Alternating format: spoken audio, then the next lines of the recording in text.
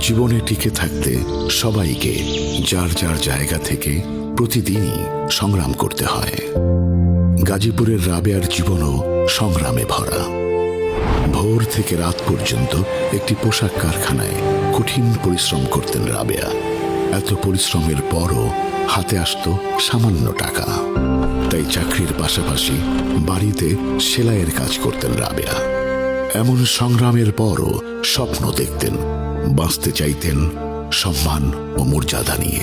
আমার দ্বিতীয় সন্তান হওয়ার পর থেকে আমি চাকরি ছেড়ে দেই। কাজের খুব প্রেশার থাকে, ছুটি ছাটা পাওয়া যায় না। ছোট বাচ্চারাই চাকরি করা খুব কষ্টকর।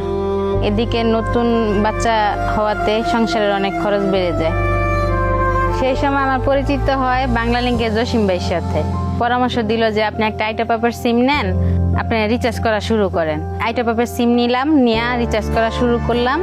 আমার প্রথম গ্রাহক ছিল গার্মেন্টসের মেয়েরাই। যেহেতু আমি গার্মেন্টসে চাকরি করতাম, তারা আমার পরিচিত ছিল, তারাই আমার বাড়িতে এসে রিচার্জ করতো।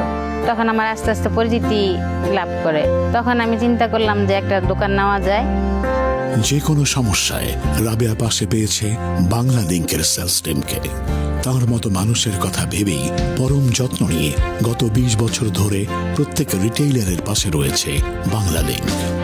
রিটেইলার কিংবা গ্রাহক, আমাদের চিন্তা থেকে চেষ্টার প্রতিটি ধাপে রয়েছে দেশের মানুষের পাশে থাকার দৃঢ় প্রত্যয়।